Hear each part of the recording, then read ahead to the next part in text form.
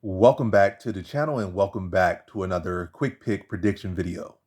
In this video, I'll be predicting the featherweight bout between Jonathan Pearce versus Joanderson Brito.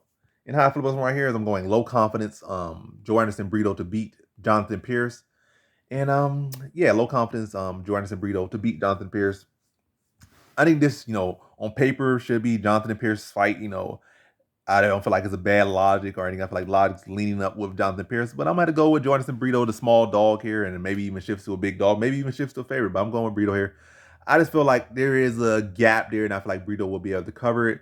I feel like Brito's issue has been, maybe cardio beyond the first round. He really hasn't lost too much, to be honest, but probably really beyond that first round, that's be the issue.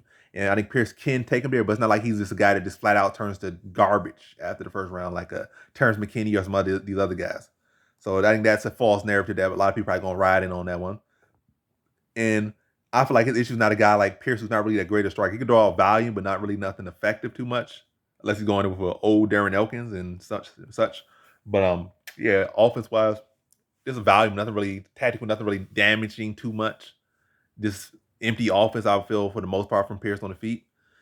Then I feel like really is at his best is in his wrestling. I feel like Brito is a pretty solid grappler, and I feel like he can address the grappling of Pearce for the most part. And then it comes down to striking and who wants it more. And I feel like Brito strikes with much more intensity and much more purpose, even though it can be a little too much, which can lead to him fading at times. But again, I just don't feel like Pearce is really gonna be doing the investment, like really digging and sitting on his shots to the body, teeps to the body kicks and stuff. I don't think he's really going roundhouses to the body. I don't feel like he really gonna be digging in with much of the stuff he does. So I don't feel like he's gonna really be able to wear out Brito to the extent that he would need to the extent where it's like that's where you need to be at to really wear on his gas tanks.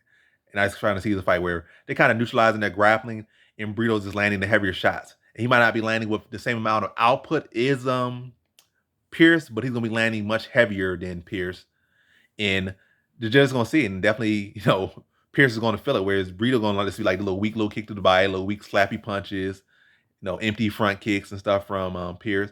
Whereas Brito really come with overhands, sliding him, moving him across the ring, maybe even drop him a couple times in the fight. And it's gonna be a close competitive fight, but I think the damage and purpose and intent from Brito, along with addressing the grappling of Pearce, is going to shift the judges to Brito's side. Maybe a split decision though. But in this one, I got Joanderson Brito via decision.